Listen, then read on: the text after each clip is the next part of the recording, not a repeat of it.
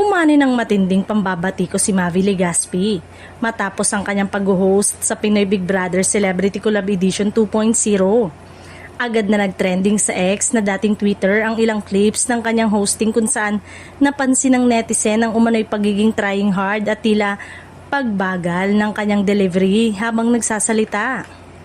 Maraming netizen ang naghayag ng kani-kanilang opinyon at hindi naging magaan ang mga komento. Ayon sa ilan, may mga sandaling tila nahirapan si Mavi sa pag-adlib at pagdala ng programa, lalo na sa live online segment na sabay na ipinalabas sa YouTube at Facebook. Sa gitna ng mga batikos, agad namang naglabas ng pahayag ang actor-host sa kanyang Instagram stories upang linawin ang sitwasyon.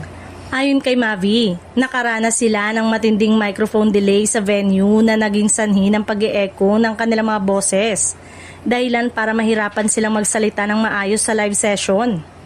Gayunpaman, hindi pa rin napigilan ng ilang netizen ang magbigay ng puna. May nagsabing maayos naman daw ang ibang host tulad ni Alexa at wala silang napansing problema sa mikropono.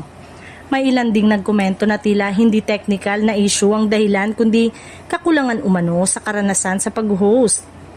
Sa kabila ng kontrobersya, may mga taga-suporta rin si Mavi na naniniwalang bahagi lamang ito ng proseso ng pagkatuto bilang host sa industriya ng live television at online streaming. Hindi maiiwasan ang mga technical glitches, ngunit para sa publiko, ang tunay na hamon ay kung paano ito haharapin at malalagpasan ng isang host sa gitna ng matinding pressure.